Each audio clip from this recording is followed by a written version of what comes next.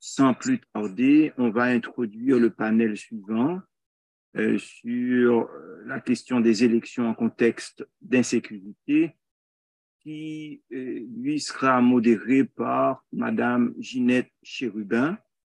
Alors, comme les autres panels, on va prendre 2 ou 3 petites minutes pour se mettre en place et on se retrouve aussitôt.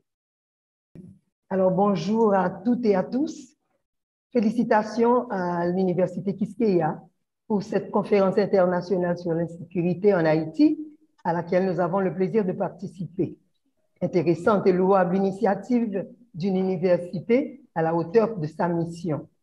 Alors, je suis Ginette Chérubin, architecte, professeure à l'université, militante citoyenne de conviction. Cela m'a valu 2 incursions politiques, l'une comme ministre, l'autre comme membre du CEP, d'où il est connu que j'ai démissionné avec le refus de signer les résultats des élections de 2010-2011 pour dire non à l'ingérence internationale et non à la supercherie électorale d'époque. J'ai témoigné de ma douloureuse expérience dans l'ouvrage Le ventre pourri, Quisqueya et Sidika. Je pense que c'est à ce titre que je suis invitée à coordonner le panel sur la thématique élections et contexte d'insécurité. Nous parlons qu'on s'agit toute place li dans un pays côté ces expériences même qu'à planifier. Élection en chaos total avec insécurité comme si vous avez fait une expérience laboratoire sur le peuple haïtien. Mes amis, je ne peux pas commencer ce panel-là sans pas gagner une pensée spéciale. À un pile violent pour toute victime 29 novembre 1987. Là, nous pas oublier l'histoire. Comme je dispose de peu de temps pour la mise en contexte du panel, je ne demanderai pas la minute de recueillement qui s'impose pour tous ceux et toutes celles tombés ce jour-là sur les bases assassines. Parce que c'était juste trop fréquent pour exercer droits citoyens et citoyennes après 30 ans de dictature. Mais m'a permettre moi pousser une règle pour ça pas jamais fait encore sous terre dans le pays d'Haïti. Nous bouquet souffrir, nous bouquet marcher avec séquelles en babran, nous bouquet compter cadavres. Non, non, nous pas pral mourir dans l'élection encore. À ce panel 10, 4 experts sont invités à intervenir. Je vais les présenter rapidement avant de leur passer le micro. Nous aurons comme premier intervenant M. Mathias Laureus. Il a présenté une très brève notice biographique, donc je vais lire entièrement. Écrivain, spécialiste en théorie des jeux, détenteur de doctorat en politique publique, secrétaire d'État au commerce, secrétaire d'État aux collectivités territoriales, professeur des universités. Monsieur Laureus va intervenir sur le thème « Le rétablissement de la sécurité comme préalable aux élections ou l'inverse, un réel dilemme ». Nous aurons par la suite monsieur Himmler Rebu. Je ne sais pas s'il est présent, il n'était pas encore là, mais en tout cas, je le présente de toute manière. Monsieur Himmler Rebu est un homme politique qui se passe de présentation. Il est aussi connu comme fondateur du CEPEN. Monsieur Rebu a gravi tous les échelons d'une carrière d'officier supérieur des Forces armées d'Haïti qui s'achève en 1989. En 2003, il fonde un parti politique de centre-droit, le GRE. Monsieur Rebu est un homme de dialogue qui a tenté la démarche consensuelle à plusieurs moments de notre histoire immédiate, notamment à travers le comité de Vertières, la Convention des partis politiques, la plateforme des patriotes haïtiens, le PLA, etc. Actuellement, dans le contexte actuel, alors, il continue de prôner la nécessité d'un dialogue. C'est pourquoi, sous son leadership, le GRE a adhéré au mouvement Mondana. L'intervention de M. Rebu, il n'y a pas un intitulé spécial, mais il va parler de ses expériences au sujet des élections en contexte de sécurité. Et il fera évidemment des recommandations pertinentes. Troisième intervenant, M. Grant Kippen. Je ne sais pas si je prononce bien le nom. C'est un expert international en politique électorale. M. Kippen est titulaire d'une licence et d'une maîtrise de l'Université d'Ottawa. Il a passé plus de 30 ans à participer à des activités de politique électorale et de renforcement de la démocratie. Il a écrit un certain nombre d'articles publiés sur des questions telles la démocratie électronique, le financement électoral dans les pays sortant de conflits, l'impact des technologies de l'information sur les campagnes électorales, ainsi que sur les élections et la démocratie en Afghanistan. Il a travaillé en Asie, en Afrique, et comme spécialité, il note règlement de différends électoraux, travail de développement démocratique avec les partis politiques et les organisations de la société civile et gestion de projets. Monsieur Kippen interviendra sur le thème « Leçons de l'expérience en contexte de crise ». Et enfin, nous aurons à écouter Monsieur Benito Andion, ambassadeur, l'ambassadeur Andion est mexicain, il est né au Mexique.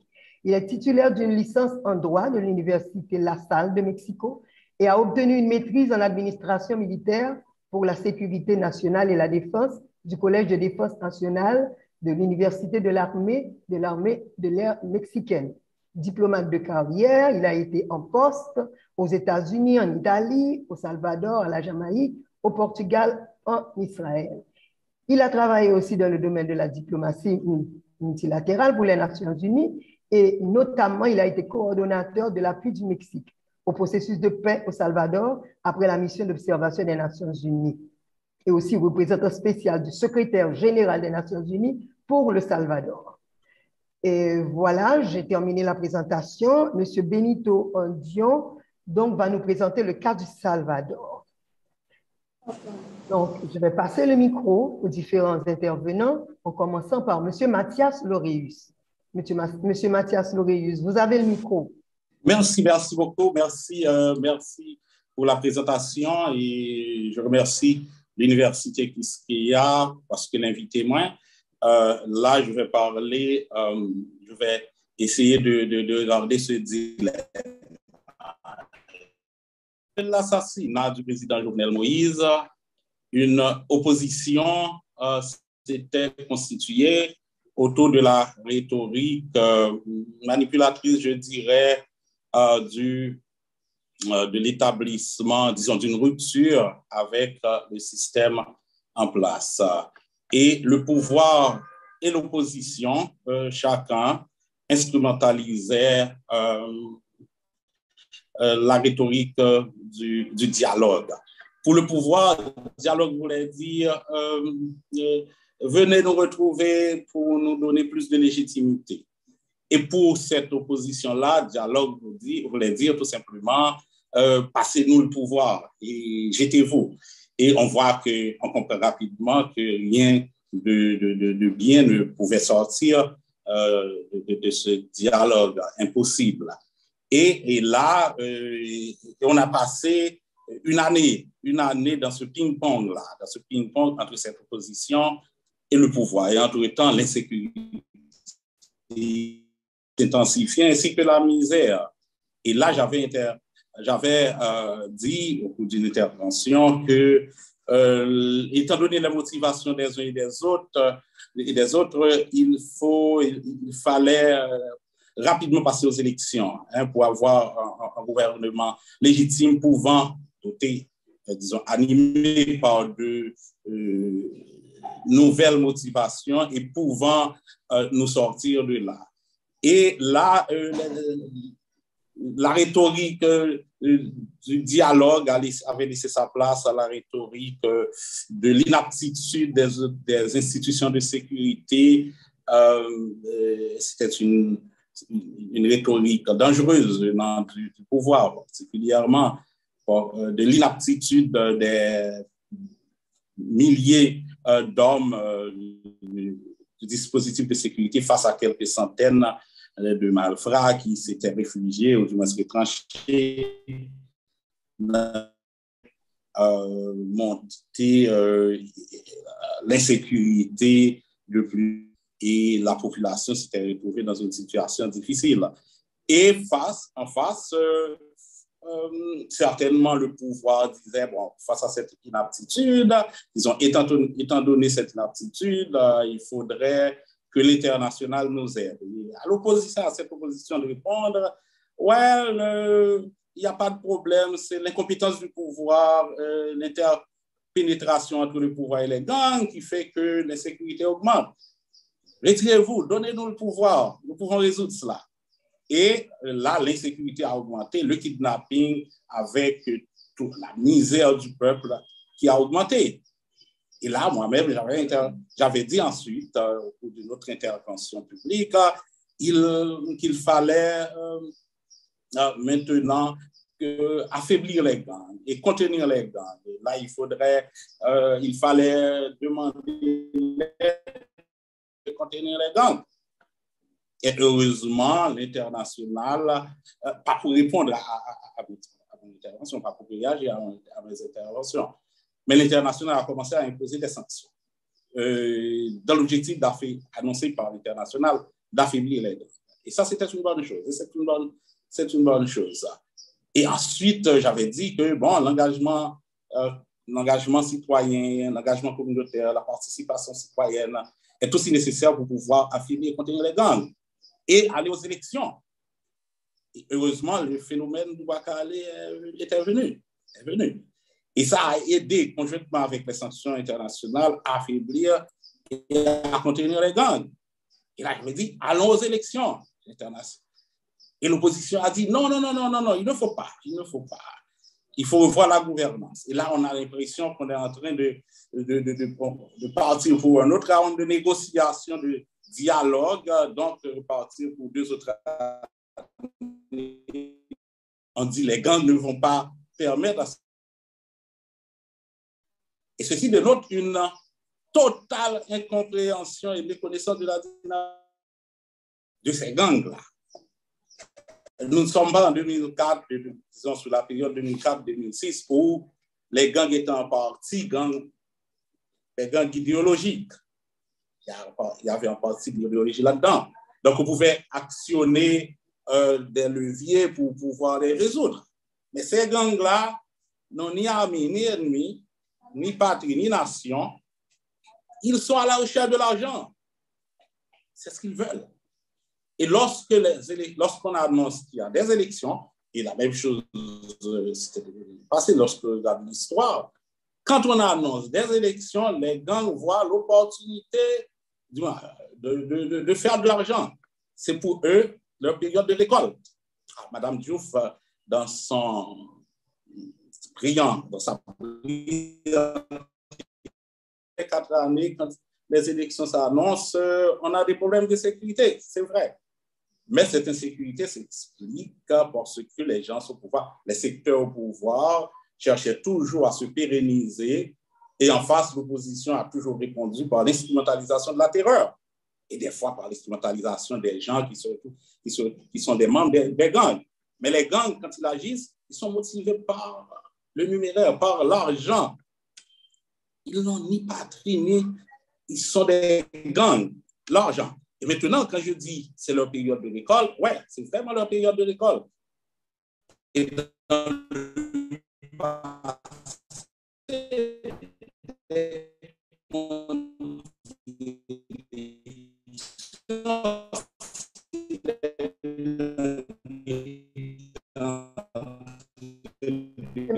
on n'entend plus rien.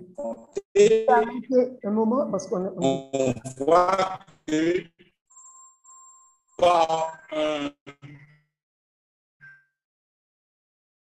mécanisme de coordination. On m'entend maintenant? Oui, ça va mieux. On m'entend maintenant? Attendez un moment, normalement vous avez... Il y a des nuages dans l'air. 3 minutes encore, mais étant donné les problèmes techniques... Ça va mieux maintenant? Il semble que vous ne m'entendez pas. Vous m'entendez? L'intervenant ne répond pas. Ici, on vous entend, Madame Chérubin. Bon, je m'adressais à l'intervenant qui n'a rien dit. Je lui disais qu'il lui reste 3 minutes. Je lui en accorde 2 minutes. Il a compris. 3 minutes dans 15 minutes? Non, je compte là. 5 minutes viennent d'être écoulées. J'ai 15 minutes. Il a commencé à 2h10. Il est 2h17. Normalement, c'est 10 minutes. À 15 minutes, pardon. Vous avez raison. Très bien. Merci beaucoup. Donc, maintenant, donc les gangs, pendant leur période de l'école, les gangs s'arrangent pour récolter. Et là, on aura peut-être une cinquantaine de candidats à la présidence. Donc, maintenant, disons 30. Il me reste plus que 5 minutes parce que vous m'avez interrompu. Très bien. Donc, maintenant, disons la cinquantaine, une trentaine de candidats à la présidence, une dizaine au Sénat, une dizaine de candidats aux législatives. Tout cela vont se tourner vers les gangs. Premièrement, pour leur dire, aidez-nous à gagner les élections, aidez-nous à déstabiliser les autres, aidez-nous à faire ceci, aidez-nous à faire cela. Et à chaque mission, ils doivent payer. Maintenant, si vous demandez à un ancien candidat à la présidence au Sénat, est-ce que vous aviez été voir les gangs? Certainement, ils vont vous dire non. Mais vous savez que c'est faux. La quasi-totalité d'entre eux, la quasi-totalité a été voir les gangs. Et dans les prochaines élections, ils iront voir les gangs. Et ils paieront pour ça. Et les gangs faciliteraient cette récolte-là, mettraient tout en œuvre. Donc l'insécurité devra chuter. Dès qu'on annonce les élections, on va voir que l'insécurité va chuter. Et à partir de ce moment, les gangs seraient contents. Donc, moi-même, si on continue à parler, ouais, il faut la gouvernance pour améliorer la sécurité avant les élections, dans 10 ans, on sera là à parler de la même chose, dans une période de transition. Et maintenant, si on dit élection, maintenant, l'insécurité va chuter. Certainement, les politiciens, les candidats, des membres du secteur privé qui sont liés aux gangs et qui seront liés à des candidats feront tout pour faciliter leur poulain. Mais les gangs ne sont pas dus. Les gangs vont prendre de l'argent, les gangs ne vont pas réagir, les gangs ne vont rien faire. Et ceci sera le cas pendant toute la période de la campagne. À la veille des élections, les gangs seront payés par... Les gangs feront la recette dans une sorte de système d'enchère du premier prix où tout le monde paie. Et les gangs sortiraient enrichis. Et ceci a été le cas en 2006. Et ceci a été le cas pendant toutes les dernières élections. Et ça, il faut le comprendre. Donc, maintenant, est-ce qu'on aurait est-ce que la terreur sera utilisée? Est-ce qu'on aura de l'insécurité au moment des élections? Peut-être, mais ce ne sera pas les actions des gangs. Parce que dans le passé, c'était les candidats qui avaient avec eux des partisans, des fois des policiers en civil, qui se rendaient dans les bureaux de vote pour troubler les élections, pas les gangs. On n'a jamais eu de centre de vote vandalisé dans les environs de la 3e circonscription de Port-au-Prince et autres. Maintenant, donnons quelques statistiques. Où est-ce que l'insécurité est plus élevée maintenant? Donc, ceci représente grosso modo 8% de l'électorat. Mais la bonne nouvelle, c'est que ce ne sont pas les maisons et les arbres qui vont voter. Ce sont les citoyens. Les citoyens ont eu le temps de laisser ces zones-là. J'estime qu'environ 2,5% à 3% de la population réside encore dans les zones où les sécurités sévissent. Maintenant, la bonne nouvelle, c'est que lors des dernières élections, on a permis à des gens qui étaient déplacés, qui s'étaient déplacés, d'appeler pour modifier leur lieu de résidence, et avant même l'impression des listes électorales partielles. Donc, on peut le faire. On peut faire les élections maintenant, avoir et faciliter cela. Maintenant, on n'a jamais eu de centre de vote à l'intérieur de grandes villes et d'autres, mais dans les périphéries des zones de tension, on peut mettre des centres de vote. C'est ce qu'on avait fait. Donc, maintenant, il y a des gens de la société civile, des organisations de droits de l'homme qui disent, ouais, les gangs vont certainement tout faire pour porter au pouvoir leur poulain. Ouais, bon, cela m'étonnerait. Mais même si c'est vrai, une fois élu, prenons le cas du président René Préval, qui était supporté par les gangs, mais une fois, lors de son élection, en 2006, mais une fois au pouvoir, les gangs exigeaient le partage du pouvoir. Et les hostilités avaient repris. Le président René Préval, qui était supporté par les gangs, a dû réprimer les gangs. Donc, même si on élit quelqu'un qui est supporté par les gangs, il serait motivé, il n'aurait d'autres motivations que de sévir contre les gangs. Et si on élit quelqu'un qui est au départ qui est contre les gangs, il n'aurait d'autre choix que de réagir contre les gangs une fois au pouvoir. Donc, maintenant, ensuite, c'est un mauvais argument de dire que le peuple ne peut pas choisir. Le peuple est le seul souverain. Il n'y en a pas d'autre. Maintenant, le rôle de la société civile, ce sera de jouer le rôle d'éclaireur, d'informer sur les différents candidats. Et si le peuple décide de voter quelqu'un qui est proche des gangs, nous ne pouvons rien dire parce que c'est le souverain. Ce serait le souverain. Ce serait le choix du souverain. Mais ce choix-là, cette personne-là a eu autre choix que d'agir, que de sévir contre les gangs.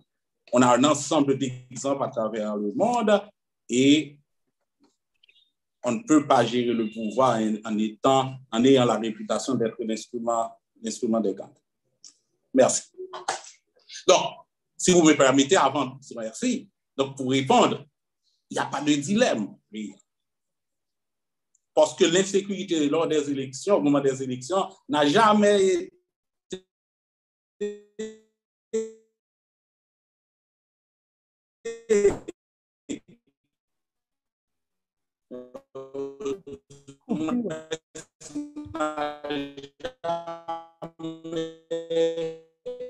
ne venait jamais des gangs connus, c'est-à-dire gangs Ravine, Tibois, Soleil et autres. C'est toujours l'œuvre des... C'était un gars. Disons, chaque candidat avait essayé de vandaliser les centres de vote où il était faible. Et le conseil électoral avait sanctionné ces candidats-là. Jamais les gangs, jamais, ça c'est l'histoire, hein, ça c'est fait, it's fact. Les gangs n'ont jamais réagi contre les centres de vote, n'ont jamais vandalisé les centres de vote, parce que ce serait incompatible avec leur motivation et leur nature. Ils veulent faire de l'argent à tout prix. Et ce serait irrationnel de leur part de briser leur récolte. Merci. Je remercie M. Laureus pour son intervention. Il a aussi respecté le délai. Et sauf que la communication a été très mauvaise, je pense que c'est à partir de l'endroit où il intervient. Donc, j'ai quand même pris quelques notes. Je vais essayer de résumer son intervention, mais à la vérité, j'ai raté beaucoup. Je pense que M. Laureus, il a beaucoup critiqué une certaine rhétorique qui se développe entre ceux qui sont proches du pouvoir et ceux qui sont en face. Une rhétorique plutôt stérile, un dialogue de sourds, parce que quand on parle de dialogue, chacun prend le dialogue pour ce qu'il comprend, et en réalité, il n'y a pas de vrai dialogue. Quand le gouvernement parle dialogue, donc, en réalité, c'est un dialogue de sourds, une rhétorique tout à fait stérile qui ne mène à rien. Mais M. Laureus, pourtant, ne s'inquiète pas trop de la situation actuelle de sécurité, parce que pour lui, les gangs ont comme intérêt à ce que les élections se fassent, parce qu'avec les élections, ils vont se faire plus d'argent. Et d'ailleurs, il y a eu des cas antérieurs où les gangs étaient là, pas sous la même forme, parce qu'en 2004, il a parlé de gangs qui avaient une idéologie. Cette fois-ci, il s'agit de gangs sans foi ni loi. Alors, même dans les cas où, selon lui, les gangs ont contribué à projeter quelqu'un au pouvoir, cette personne, une fois au pouvoir, s'est trouvée dans l'obligation de combattre les gangs. Donc, moi, je résumerai son intervention en disant que la situation actuelle ne saurait gêner en rien les élections, parce que plus on parlera d'élections, plus les gangs verront l'opportunité de faire leur beurre, de s'enrichir, et ceux qui vont au pouvoir et qui vont profiter des gangs, qui vont les soudoyer, parce qu'on a déjà vu des candidats se présenter avec des hommes armés, etc., dans les bureaux de vote. Par contre, on n'a jamais vu les gangs vandaliser les bureaux de vote. Donc, pas d'inquiétude. Une fois la personne arrivée au pouvoir, il saura qu'il faudra gérer les gangs, comme ceci a déjà été vu antérieurement. Donc, c'est ainsi que j'aurais résumé l'intervention de M. Loris. Il y a encore des interférences. Voilà, j'ai terminé mon résumé de la présentation de M. Loris. Maintenant, céder le panel au colonel Himmler Rebu, qui va donc parler de son expérience, de sa compréhension des élections en contexte de sécurité, et puis il terminera son intervention par des recommandations. Merci. Monsieur Rebu, vous avez le micro.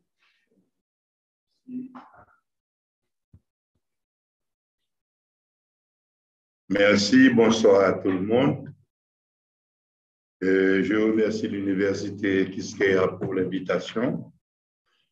Il m'a été demandé de parler des élections et de la sécurité.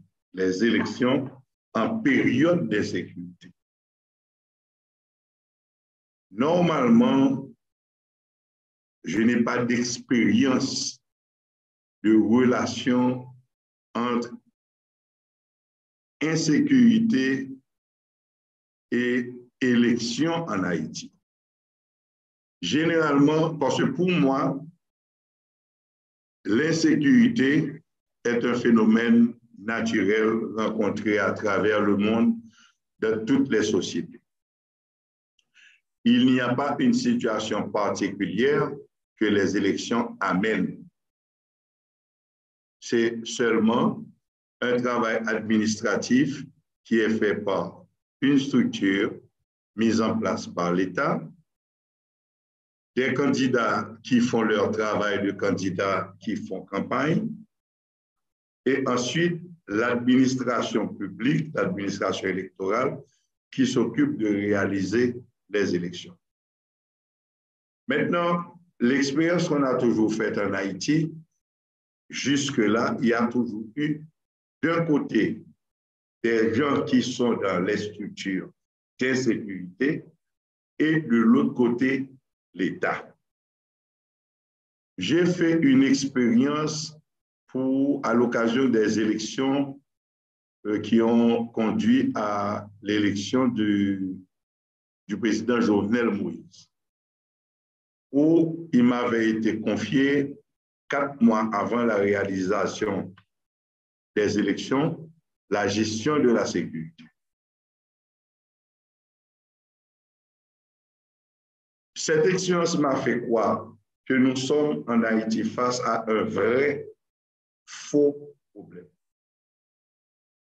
C'est vrai parce qu'il y a des gens qui vivent une situation de torpeur, qui sont chassés de leur maison. On a connu ces derniers temps une expression de cette insécurité qui n'a jamais été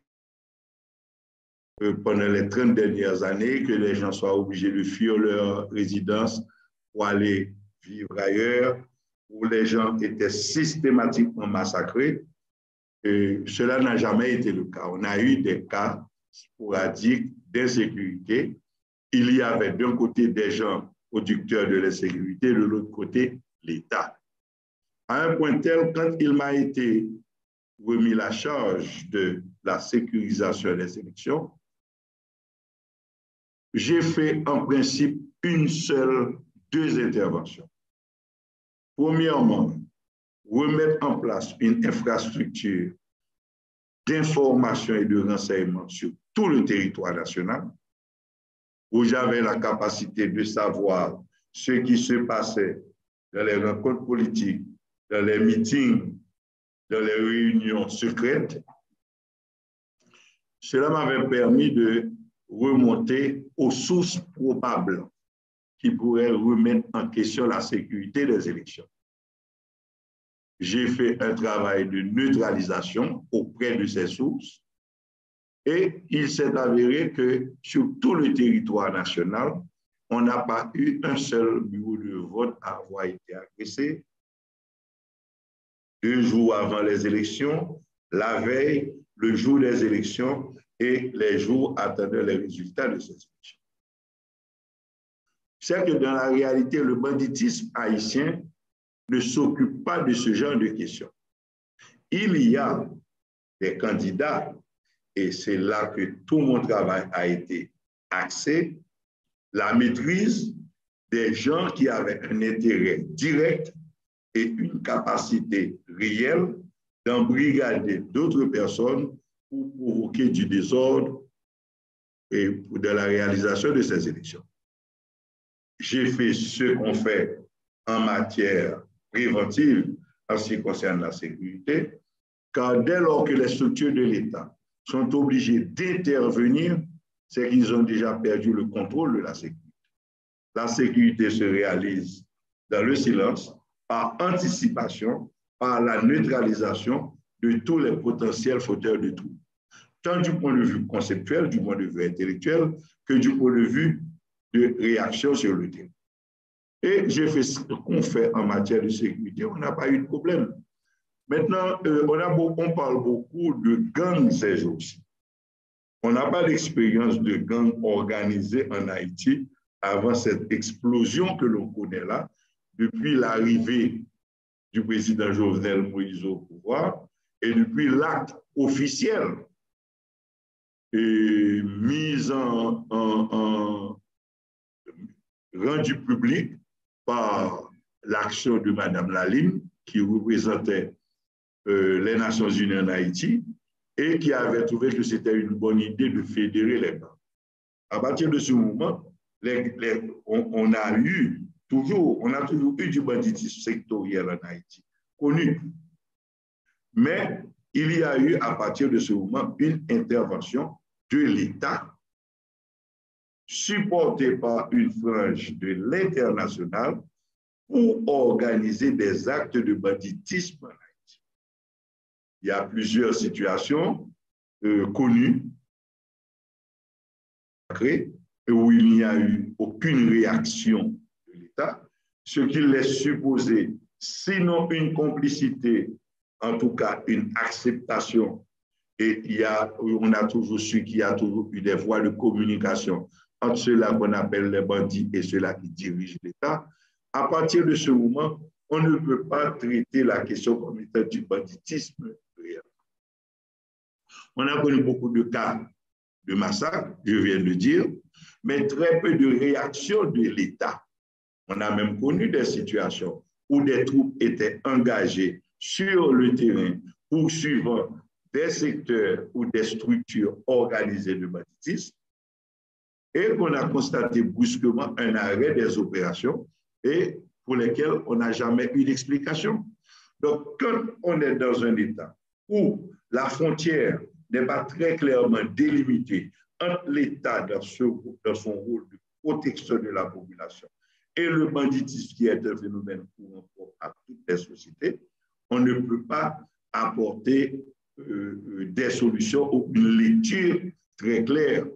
Parce que quand l'État, dans ses composantes humaines, est confondu avec le banditisme, on ne peut pas appliquer de règles. Là, il faut encore retourner à la source, trouver d'où vient le problème et apporter les solutions là où il faut. Les élections, dans leur réalité, provoquent une mobilisation sociale, politique, dans le cas des élections générales sur tout le territoire de la République. Il y a un protocole républicain, les candidats savent et réalisent leur campagne, les votants savent, bon, généralement, il y a un petit désordre qu'il faut faire avec de nouvelles règles régler au niveau de la connaissance anticipative de la population sur leur lieu de vote. Et il y a des expériences qu'on a faites où des gens qui habitent à Thomasin ont leur bureau de vote qui ont été décidés, par exemple, au bas de la ville ou au bas de Delma, ce qui est totalement difficile parce que généralement, les règles en matière de sécurité limitent la circulation urbaine du point de vue déplacement et en voiture. Donc, ça allonge les distances entre les résidences des votants et leur lieu de vote. C'est un problème naturellement toujours évoqué, mais pour lequel on n'a pas encore trouvé la bonne solution qu'il faut résoudre. Donc, cette mobilisation humaine autour du vote n'a jamais vraiment, n'est pas un problème en soi, parce que c'est une mobilisation citoyenne naturelle. Il se trouve que les expériences faites dans le passé, il y avait toujours des candidats qui avaient des intérêts pour provoquer du désordre dans les zones ou directement dans les bureaux de vote où ils avaient l'impression de pouvoir perdre les élections. Donc, c'est ce qu'on a toujours enregistré au niveau des élections comme problème. L'expérience que j'ai faite moi-même, c'est que justement, ces potentiels concepteurs de désordre ont été identifiés, ont été neutralisés et n'ont pas pu mettre en branle les systèmes qu'ils activent en période électorale. Donc, pour la situation présente, je ne crois pas que les gangs ont l'intention ou ont un intérêt particulier à intervenir dans la structure électorale pour s'imposer le jour du vote. Je crois que les gangs sont des structures politiquement organisées qui agissent suivant les dictées des intérêts économico-politiques qui entourent leurs activités. Il est certain qu'ils ont acquis une certaine autonomie, suivant mes analyses, qu'ils réagissent assez souvent, bien souvent, en dehors du cadre des dictées des politiques ou des malfrats économiques qui sont à la base de leurs activités. Maintenant, la situation actuelle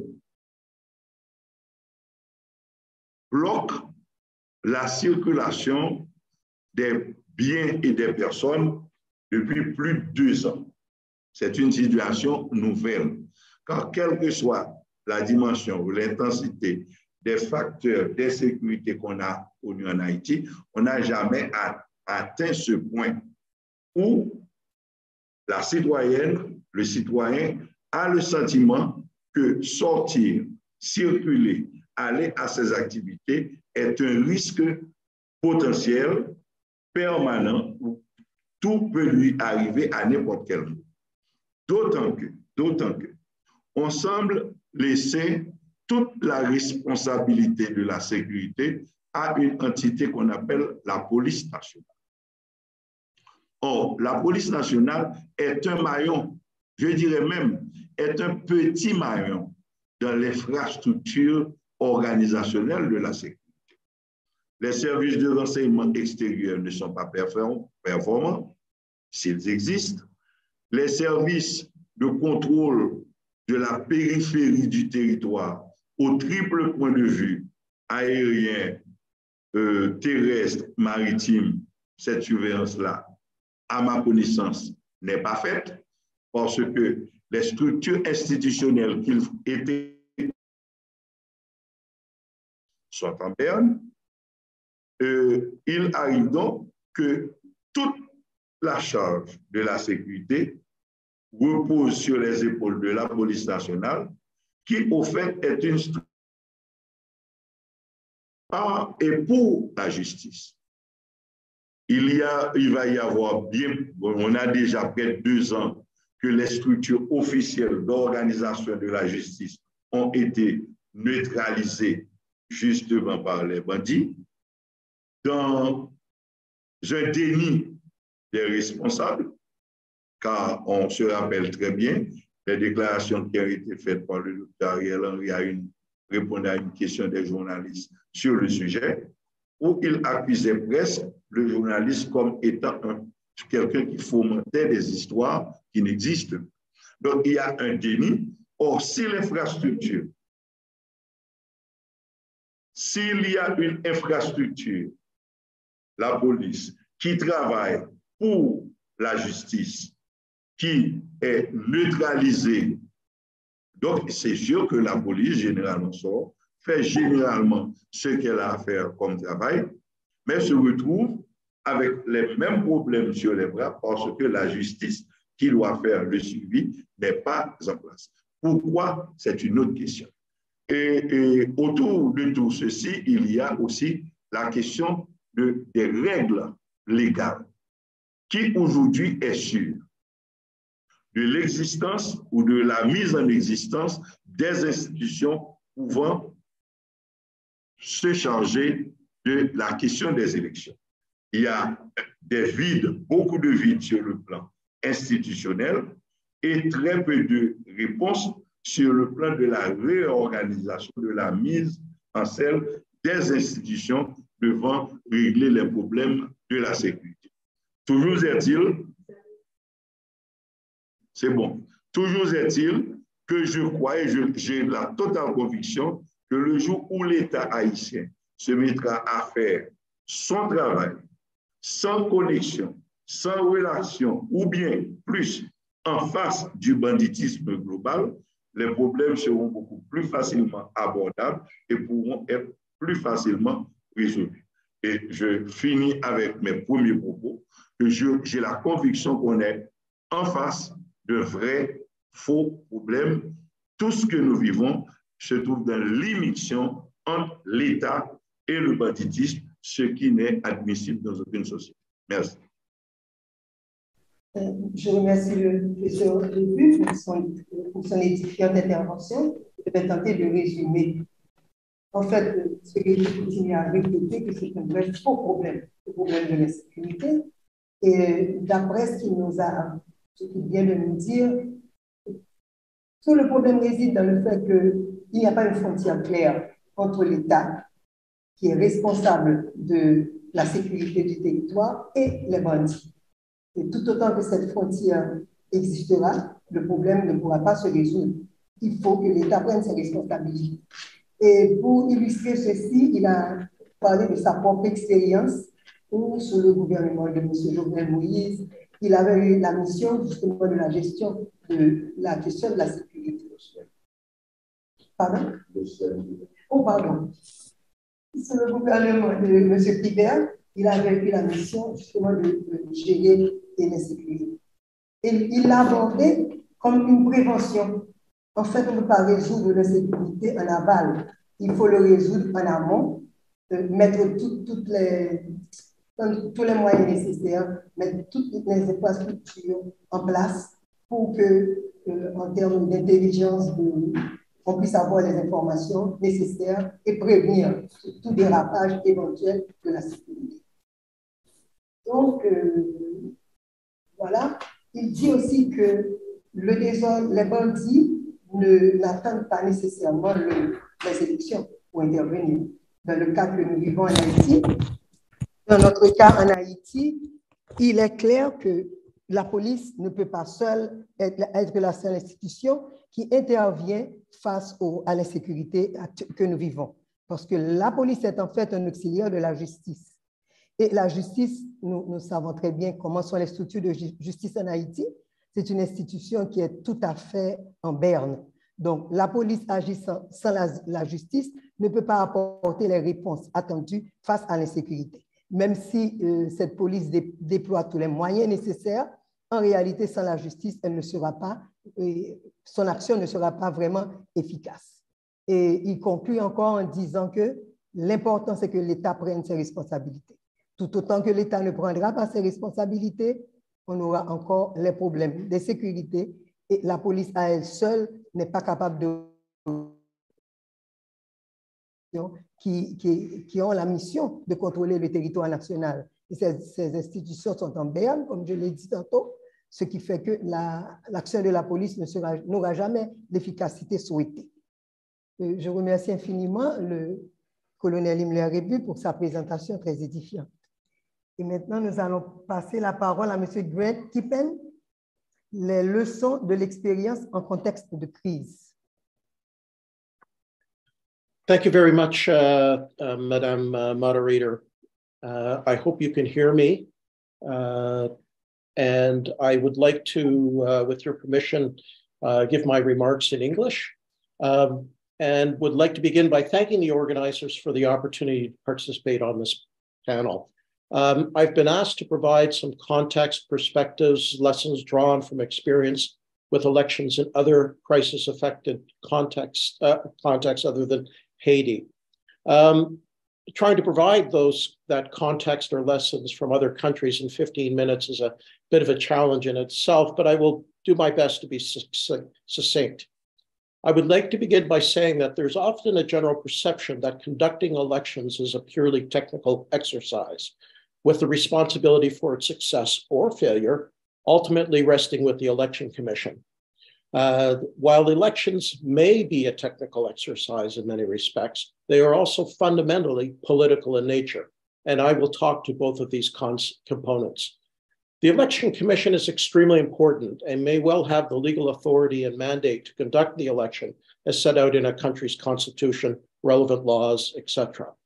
In reality, however, elections are about active inclusion and participation of many diverse groups within society, all of whom have an important role to play in the process and in its outcome. From my perspective, the conduct and ultimate success of any election is a shared responsibility of these many different stakeholder groups, whether it be the Election Commission and its officials, candidates and their supporters, political parties, police and security services, government institutions, I'm thinking education departments, media, civil society, the judiciary, as well as the voting public. In this regard, one needs to look at the elections process from a holistic perspective, taking the broadest possible perspective. Engagement with and participation by all of these groups is absolutely critical to the overall success of any elections process. Success has many fathers, but failure is often an orphan. I cannot emphasize enough the notion of a shared or collective responsibility in the conduct of elections. In my experience, it's when the various stakeholder groups accept their roles and responsibilities and take the necessary steps to ensure their full and active participation. That is when this important process stands its best chance of success. That said, however, when one or more of the aforementioned stakeholder groups takes deliberate actions to undermine the process, it will be extremely difficult to claim the elections are credible, inclusive, legitimate. In addition to the notion of a shared or collective responsibility for the conduct of elections, I also feel it's important to state that elections are not the panacea to resolving existing conflicts. Existing civil conflicts can easily be exacerbated by holding elections, particularly when they are seen as flawed or fraudulent. And this can potentially lead to an even more complicated and dangerous environment than what was the case before elections took place. Therefore, it is extremely important that expectations of all groups be managed so as to what the election process means and what outcome is expected. In addition to the notion of a shared and collective responsibility for the conduct and outcome of elections, another extremely important aspect, in my opinion, one that is absolutely critical to having a successful election, is to have the necessary political will. Political leadership is essential to the process, and political leaders must be seen as publicly committing to the elections process as well as accepting responsibility for its ultimate success. Without political will and responsibility, the likelihood of success is reduced. Buy-in from political leadership is crucial. In addition to being highly complex, elections as a rule produce many more losers than winners. Therefore, some thought must go into developing a strategy that addresses post-election issues, such as the acceptance of the results, how to mitigate the risks of those candidates, party coalitions who have lost, envisioning what the political environment may look like in the post-election phase. What are the sets of expectations and conditions that will be placed on political leaders in the post-election phase? In some countries, candidates are required to sign codes of conduct that set out expectations around their and their supporters' conduct and behavior during a campaign and afterwards. These codes often require candidates to accept the results of an election. In my view, there's no upside in conducting elections unless all stakeholder groups are prepared to accept responsibility for their role and participation in the process. This responsibility covers all aspects of the process, including the acceptance of results. As was mentioned earlier, elections are inherently a complex set of activities governed by laws, regulations, procedures that are sequenced to culminate in voting on election day and followed by tallying and the announcement of results in the days following. From my experience, a great deal of time, resources, and effort is used to ensure that the technical aspects of the election are fully supported. However, that is not necessarily the case when addressing the political dimension of elections. There are many ways to look at the elections themselves. Some make the comparison that our elections are akin to eating an elephant. The only way to successfully accomplish this task is to take one bite at a time. Others describe the process as the single largest mobilization of a civilian population, next to going to war. I like to think of elections as consisting of three important elements: people, money, and time.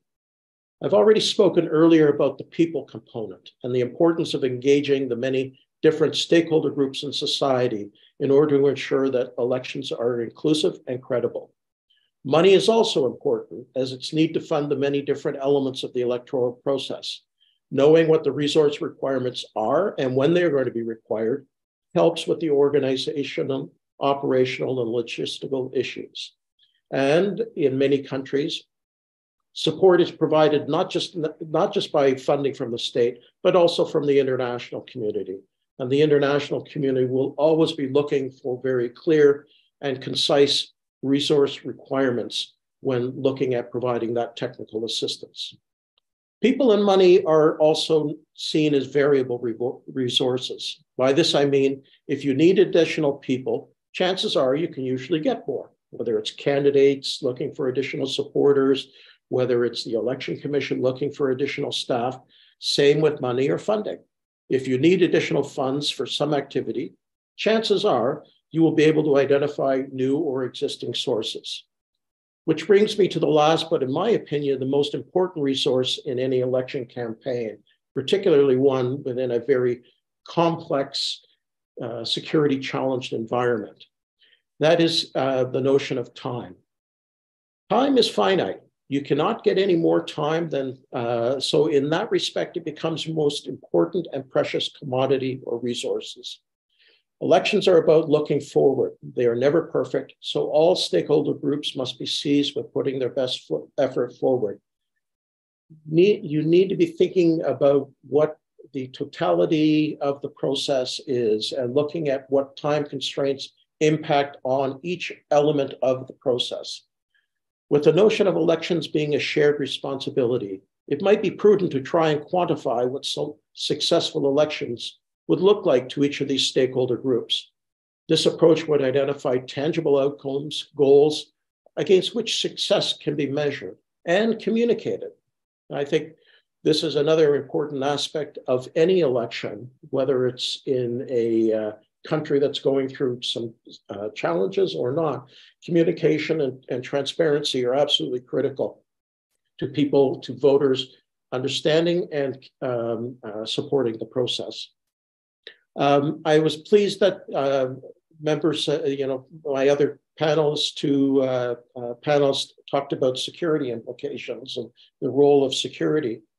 And just to give you one example, in several of the countries that I've worked in, Yemen and Afghanistan to be specific, working with the security forces and the police was an absolutely essential element to ensuring that the process worked well. It was not just the operational and logistical aspects, the support that they provided to the Election Commission, but they themselves, in securing the polling station locations and giving voters the opportunity to come and cast their ballots, their vote, was absolutely critical. And this took, in both cases, in Afghanistan and Yemen, a little bit of time, but with sufficient training and communication, etc., these turned out to be very successful and important stakeholder to the legitimacy of the process. One of the things that we used was not just in the training, but also use of identification badges, brassards, codes of conduct, publicly communicated the training that was taking place. These all worked extremely well. We need to think through, as I mentioned earlier, what assistance each of the stakeholders needs or requires. And as I mentioned, this will help the international donor community as well as the state in allocating sufficient resources to support that particular process. All that said, above, and at the end of the day, there must be political will behind wanting to achieve successful elections. This has been key to success or not in other countries that I've worked in. Political will is perhaps the most important, but also the most elusive aspect of holding elections and ensuring their success. It requires all political actors to put their trust in a process that ultimately provides the population with the ability on who they decide or who they want to represent them in government. This is not an easy step when there have been challenges to the process in the past, or if one or more groups, candidates decide that it must influence the process in other ways. As well as we all know, there's an immense amount of preparatory work, technically, operationally, as well as politically, required for a one-day event. So having a comprehensive operational plan in place is vital. This includes identifying resources, I mentioned people, money, and time, required to implement the plan. Having the relevant laws, procedures in place well before the process starts is hugely important. Also, I'm trying to identify what are the metrics of success? How do you determine whether an election is successful is another important question. I like to think of it in 4 key metrics. Is this process credible? Has it been professionally run? How inclusive has the process been? And how transparent has the process been to all of the different stakeholder communities that are participating? I have to declare a little bit of bias. I often get a little, I don't go along with the sometimes free and fair moniker when it comes to declaring elections in those terms. I think it goes beyond much more than being free or being fair. If you ask those candidates or parties that were not successful, they will hardly tell you it was a fair election. As mentioned earlier, developing a political strategy in addition to the technical and operational one is imperative. So in the interest of time, to quickly summarize, the election process is both technical and political in nature. Conduct of elections and their outcomes are a shared responsibility of all stakeholder groups that participate in the process. Being able to define what success means, it's not just people coming out to vote on election day and declaring a winner. Making sure that an engagement of all stakeholder groups happens is absolutely critical. Political will and responsibility is key. Elections are not a panacea to resolving existing conflicts, so setting and managing expectations beforehand is vitally important. Need to have the necessary operational plans in place as well as political strategy. Thank you very much for your time and your attention. I look forward to answering any questions you may have.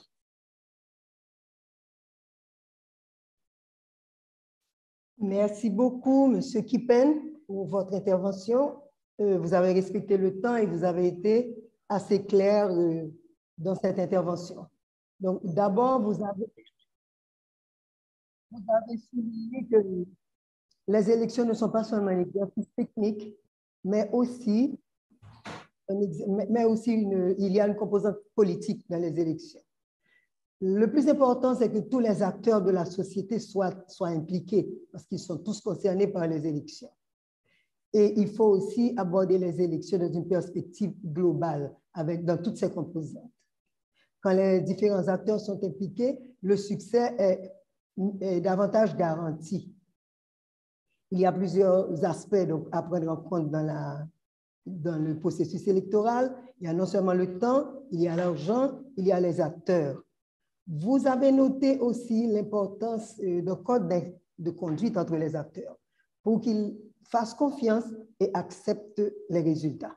Sinon, il y aura toujours des contestations venant notamment de la part de ceux qui ne réussissent pas, ceux qui échouent aux élections. Ceux qui échouent aux élections. Il faut aussi identifier la question du financement électoral, savoir à quelles sources s'adresser, comment trouver ces ressources pour la réalisation de bonnes élections.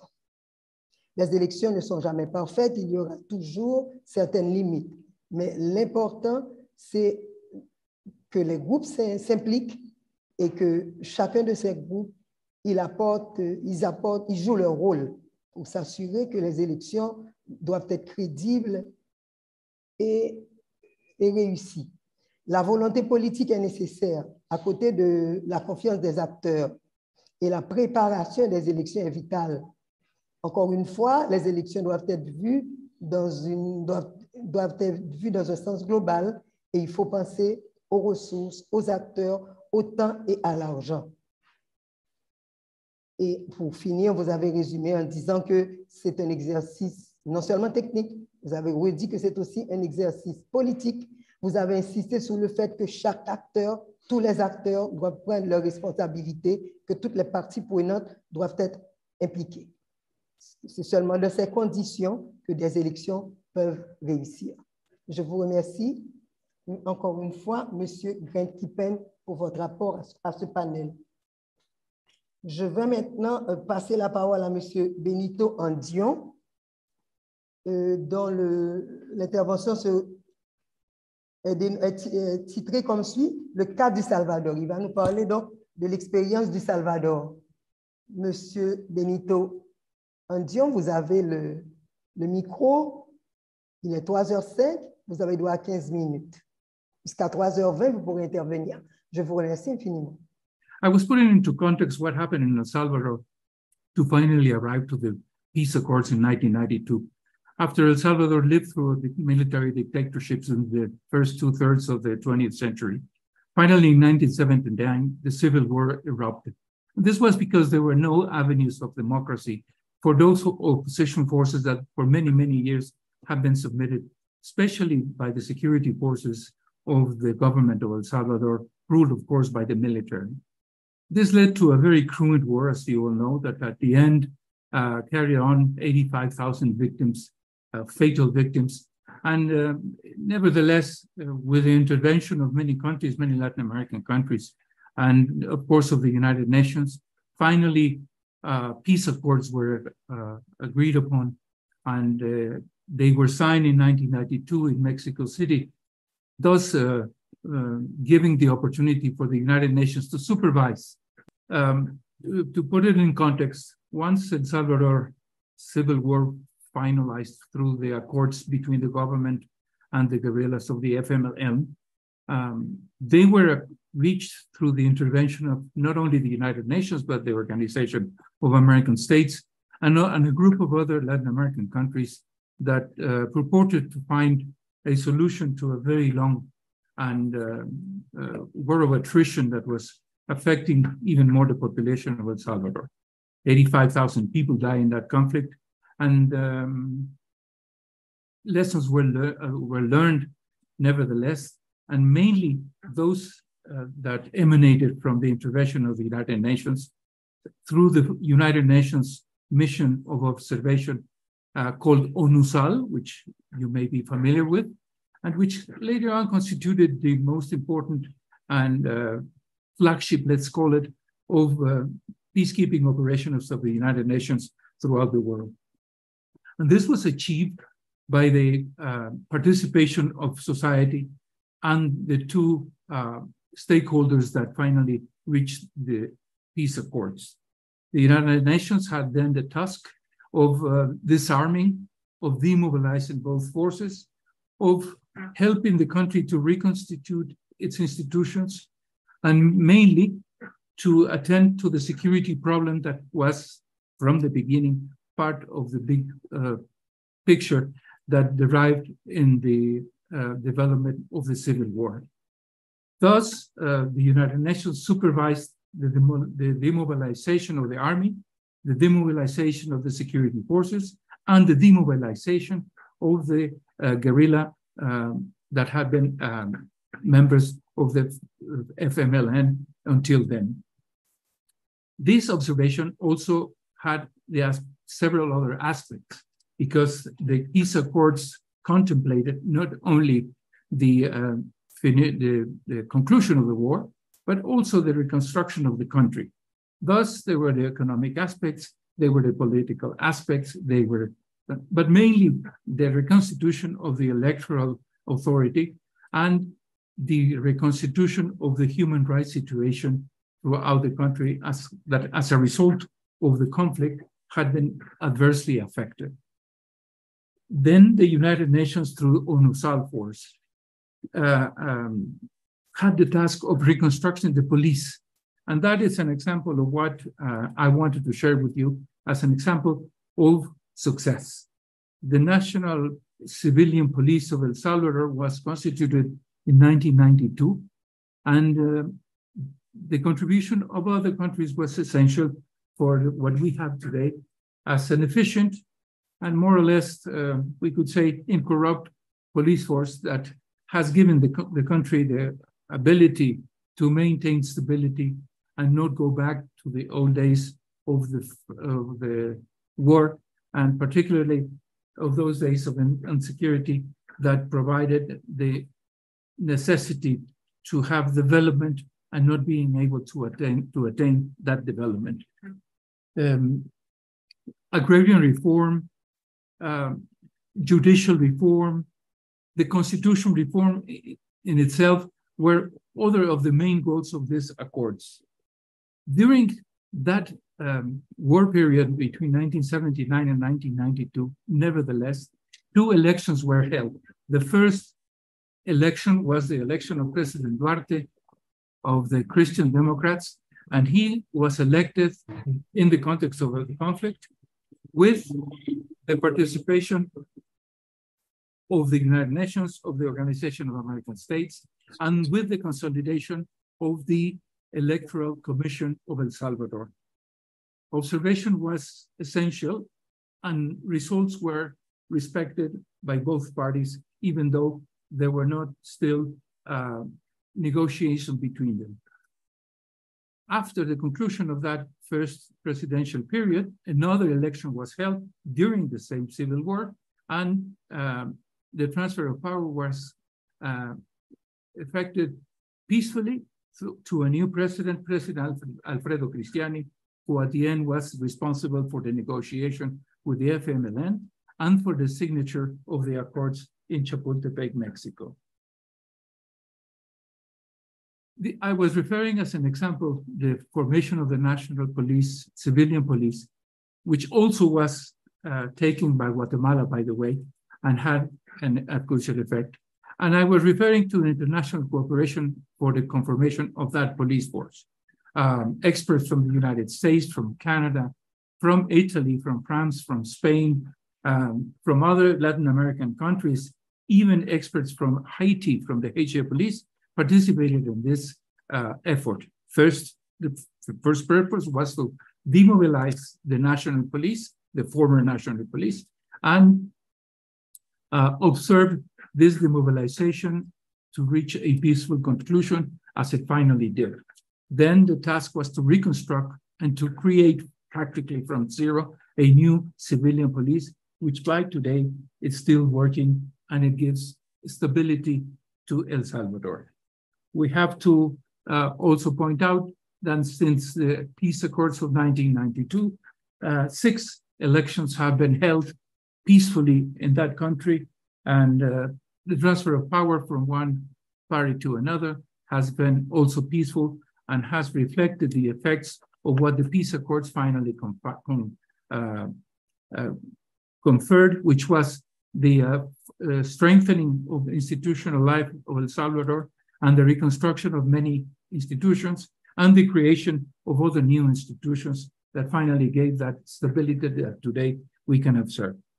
Nevertheless, the last measures adopted, which are well known by all of you, by current President Nabil Bukele, have had certain effects in the population, which means that the security situation has improved with the strong measures that have been implemented, with the arrest of more than 60,000 gang members in El Salvador, out of an estimated 300,000 gang members in Central America. And nevertheless, there are collateral damages that have to be considered. The violation of the human rights, and especially those in detention that have no proof yet and have not been presented to a judicial authority, are to be noted. But nevertheless, the country seems to be in the path of recovering the confidence of the people in the state, in the government. And as for my personal experience and for information that I have, people will gladly go and vote now for the re-election of the current president, even though the Constitution forbids it. But we have to see and we have to observe. The second part of my intervention, I would like to dedicate to an experience that I had as a coordinator of the U.S.-Mexico Security Cooperation called the Merida Initiative, which you may be familiar with, some of you. The Merida Initiative, as opposite to the Plan Colombia, did not have, as it's commonly said, foot soldiers, which means no boots in the ground. That means that it was limited to the transfer of technology, to training, and to strengthening the institutional capacities of the security institutions in Mexico. This aid that was given by the United States and that still is going on amounts for a figure very well amounted, more than $3.5 billion since in 2007, when it was conceived as a form of institutionalizing cooperation in the matters of security between both countries. As you know, our vicinity creates a lot of an immense web of problems that have to be attached, not only drug trafficking or arms trafficking from north to south, and but all kinds of problems that have to be dealt with in a day-to-day basis. But mainly the intention of the Merida Initiative was to strengthen the institutional capacities in Mexico.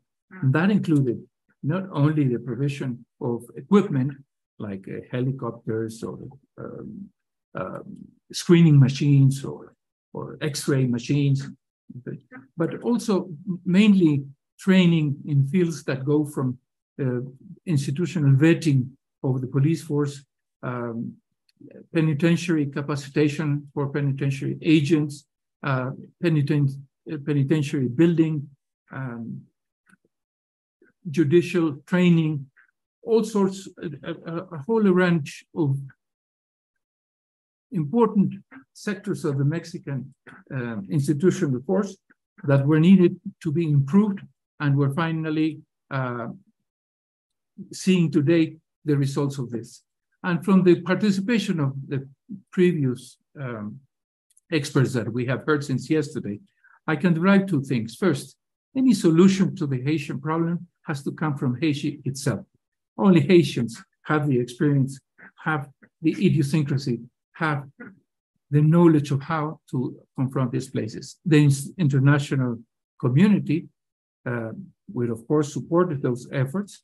And I would suggest that the participation would be only in that form of training, of equipment, of past experiences, of best practices, and avoid, of course, direct intervention that we have seen in the past with several other events in Haiti have not been fruitful.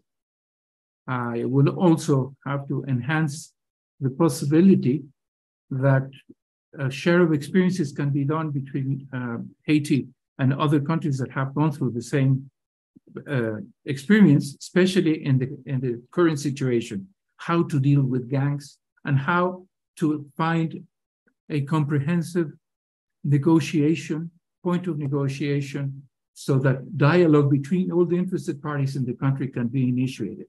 I believe that, of course, you cannot dialogue with those who break the law, but even though they are an active agent in any solution that must be found.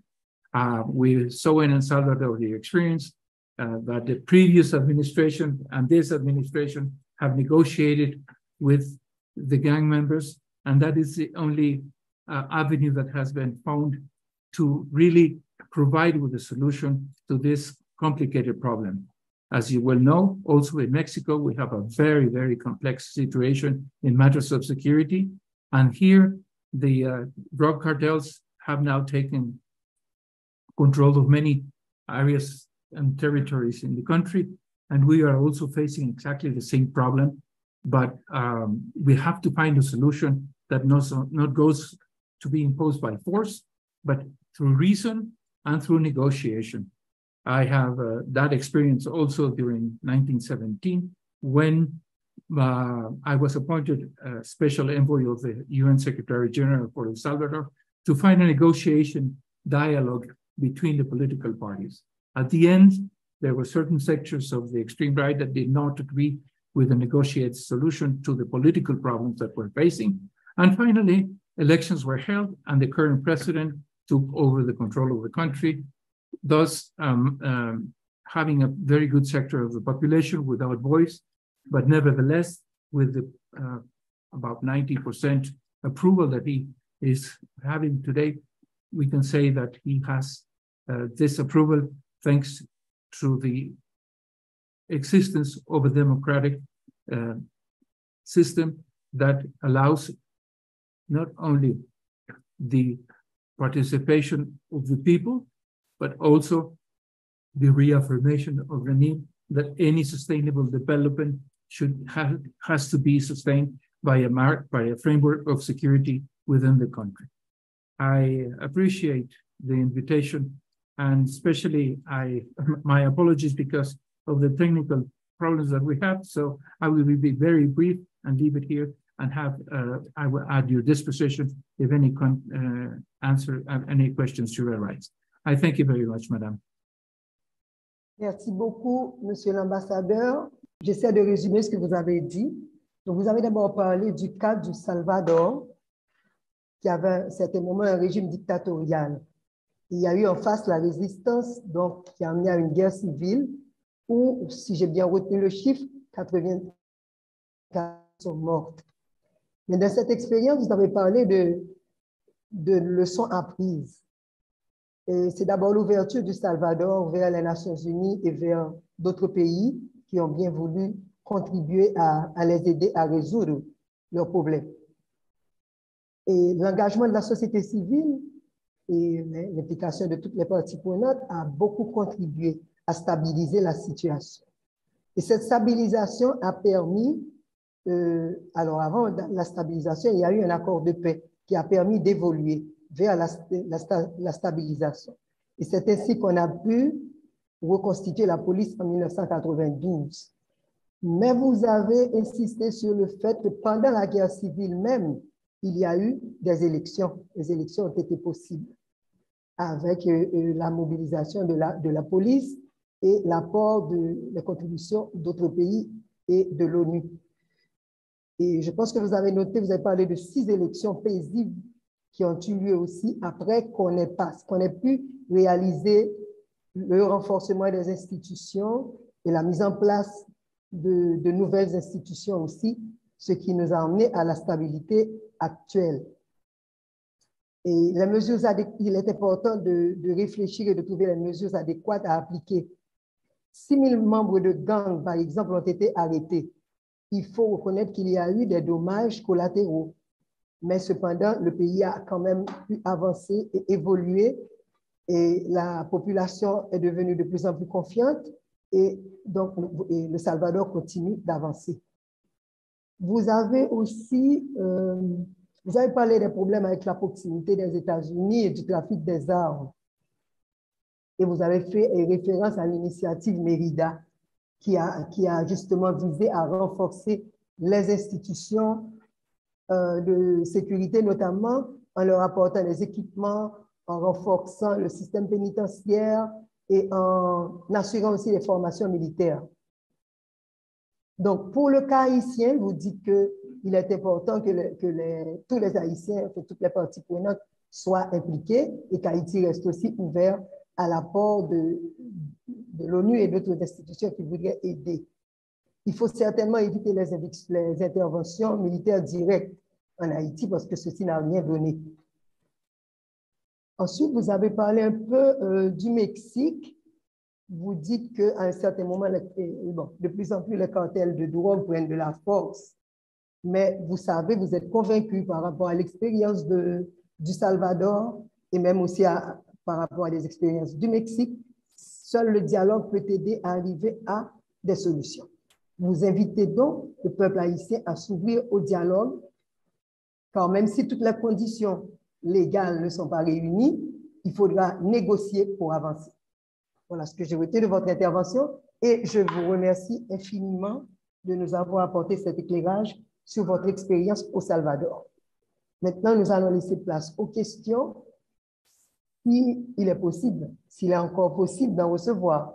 Donc, j'écoute M. Jasmin qui me dira ce qu'on peut faire. Est-ce qu'il y a des questions que vous avez retenues, que vous proposez aux intervenants, aux 4 intervenants? Oui, Madame Chérubin, en fait, il faudrait peut-être prendre 1 ou 2 questions, pas plus, pour pouvoir ne pas se laisser rattraper par le temps. Si je comprends, c'est vous qui les posez ou est-ce que je vais les voir? Non, vous pouvez les poser à votre guise. Je ne vois pas. Il faudrait que oui, je... Ou bien regarder dans Q&R. D'accord, je vois le chat. Juste à côté. Oui, je vois le chat. J'ai vu que c'est écrit, il y a des questions, mais je ne vois pas de questions. Q&R. QER. C'est là que les participants mettent leurs questions. D'accord. Voilà. Alors, il y a une première question que je lis. Suite aux 2 premières interventions, nous proposons 2 questions cruciales. Les élections en Haïti sont-elles simplement organisées pour le principe des élections ou ont-elles pour objectif de provoquer une transformation sociale dans notre pays? Quel est le taux de participation? On va avancer ça. Quel est le taux de participation aux dernières élections en Haïti? Vous me suivez? Pardon? Je peux répondre? Bon, je vois 3 questions. Je voulais les poser toutes les 3 et chacun répondra à ce qui lui convient, quoi. C'était la première. C'était la première. Deuxième, il est également important de se demander si les élections ont réellement été choisies par le faible nombre de personnes ayant eu la possibilité de voter ou s'ils ont été imposés par des acteurs nationaux et internationaux ayant des intérêts politiques et économiques personnels à long terme en Haïti. Donc, la dernière partie, il est primordial de reconnaître que le peuple haïtien n'est plus aussi naïf qu'on le pensait auparavant. La décision d'organiser les élections dans le contexte sociopolitique et sécuritaire en Haïti est beaucoup plus complexe et nécessite des réflexions approfondies. Voilà, la question est adressée à personne, donc je pense que les intervenants peuvent répondre à leur guise.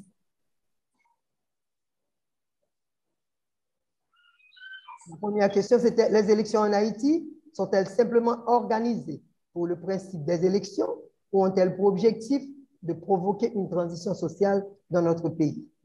Laissez-moi répondre à cette question et tout aussi à la question de taux de participation. Maintenant,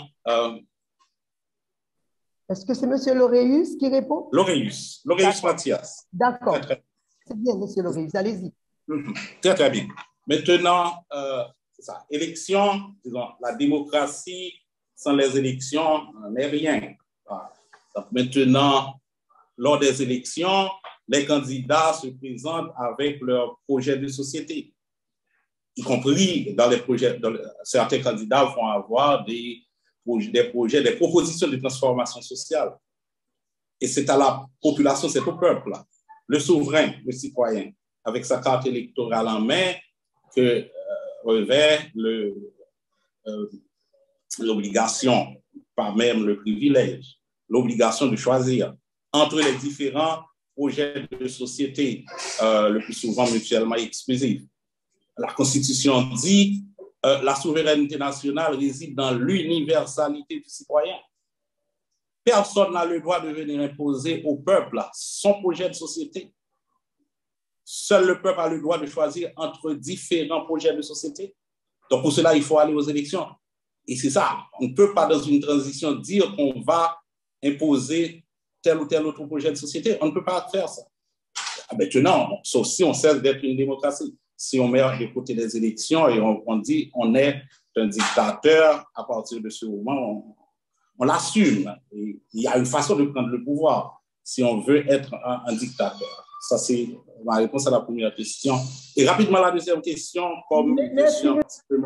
Monsieur Laureus, permettez que les autres panélistes disent qu'ils auraient un mot à ajouter. Je vous prie. Est-ce que monsieur Rébu ou monsieur Kippen ou l'ambassadeur Benito Andillon aurait un mot à dire au sujet de la question que je voudrais reprendre, peut-être pour mieux cerner. La question qui est posée, c'est est-ce que les élections en Haïti sont organisées pour le principe des élections ou pour l'objectif de provoquer une transformation sociale dans le pays? Et la personne qui a posé la question demande si les candidats résultants de ces élections ont été réellement choisis par le peuple. Et la dernière partie de la question, c'est qu'il est primordial de reconnaître que le peuple haïtien n'est pas aussi naïf, que la décision d'organiser les élections dans le contexte sociopolitique est beaucoup plus complexe. Il nécessite des réflexions approfondies. Donc, s'il y a un autre intervenant qui voudrait dire un mot, on apprécierait, parce que je voulais passer à une deuxième question, il n'y en a que deux. Bon, je comprends que la question soit difficile, puisqu'on parle des dernières élections. De même que la deuxième question, je ne sais pas si on pourra y répondre. La deuxième question demande, est-ce que Famille Lavala sera habilité à participer aux élections? Je ne sais pas comment on va répondre à une pareille question. Et voilà, donc il n'y a que ces deux questions.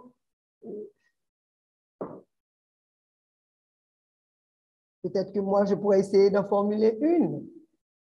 Et je pourrais demander au colonel Rébu, est-ce qu'il pense que, vu la situation actuelle, est-ce qu'il pense que les conditions qu'il avait lui-même posées, qu'il a expérimentées, qui représentent une prévention contre l'insécurité qui pourrait survenir le jour du scrutin, est-ce qu'il pense que...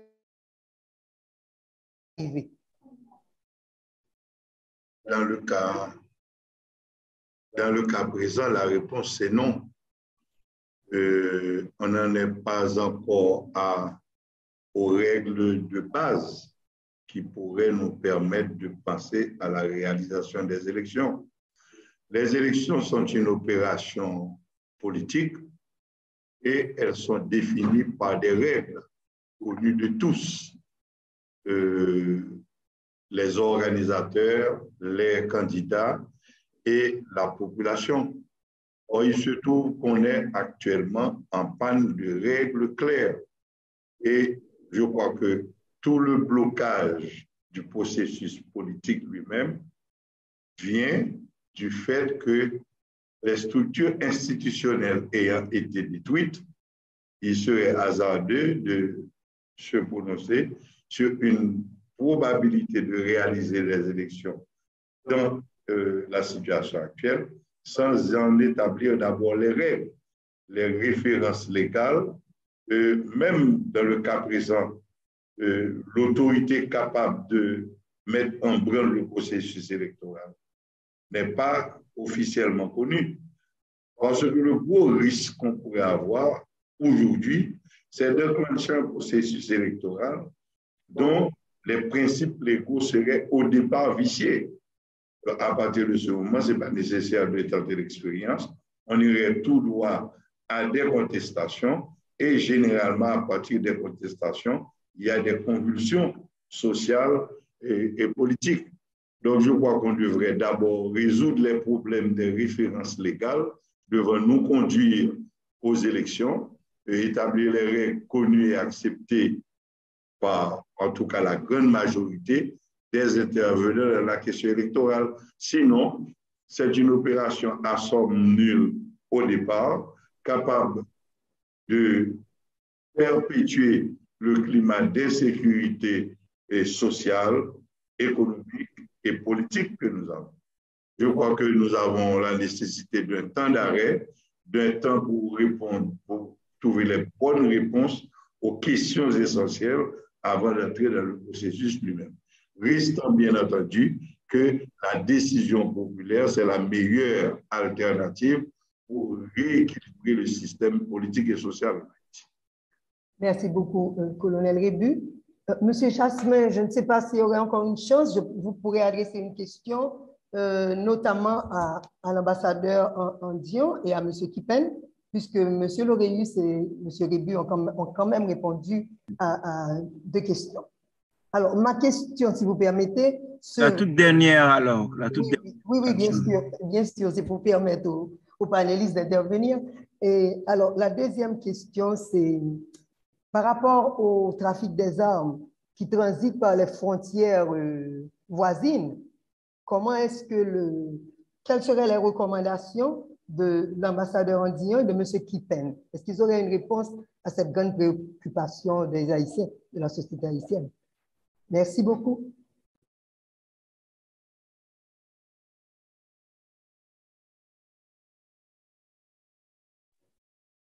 Mexico has had. Just to give you an idea of the picture of what's going on, we have more than 10,000 armed dealers stationed in the border between Mexico and the United States. Of course, the amount of illegal weapons across from north to south is today unaccountable. The Mexican army estimates that at least 450,000 weapons in the last 3 years have entered the country illegally. And of course, that has increased the violence. One of the measures that...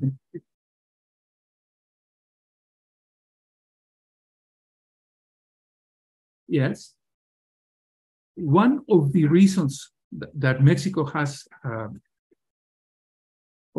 always explained to the United States is that it is necessary for the arms producers to stop the production specifically destined for countries like Mexico, Haiti, and other countries which have internal conflicts. In fact, Mexico has presented a lawsuit, a huge lawsuit against the main weapons manufacturers in the United States. And we hope that that eventually, with time, could have some effect.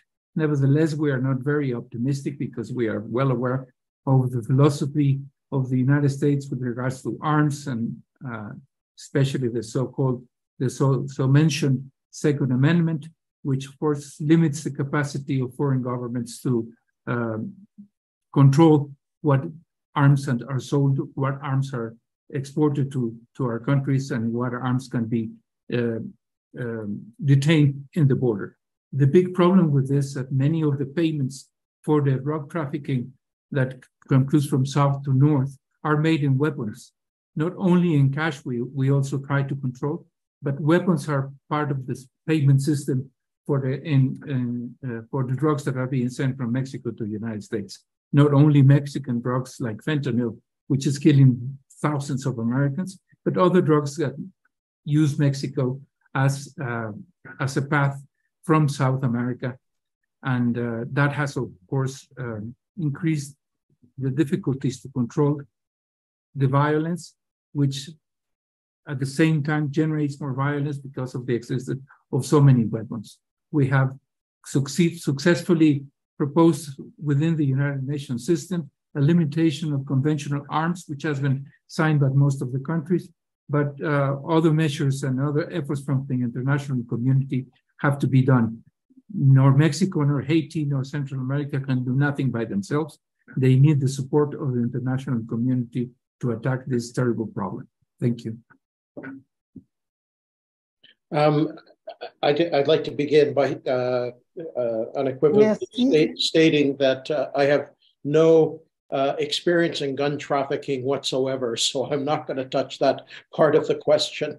But merci beaucoup. J'entends toujours parler, mais je pense que l'ambassadeur, quand je le regarde, il ne parle plus. Donc, merci beaucoup. Nous sommes donc à la fin de ce panel. Et je remercie notamment les intervenants, les quatre intervenants pour le rapport très édifiant à cette formidable activité académique qui certainement fera date. Nous espérons bien sûr que les extraits de ces assises seront pris en compte dans la recherche d'une solution haïtienne à la crise qui continue de nous propulser dans l'abîme. Une solution haïtienne à la crise. C'est ce que nous souhaitons.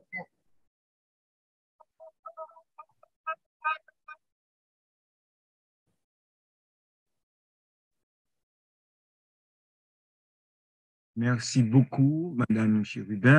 Merci aux 4 panélistes. Une très bonne discussion. Infiniment merci.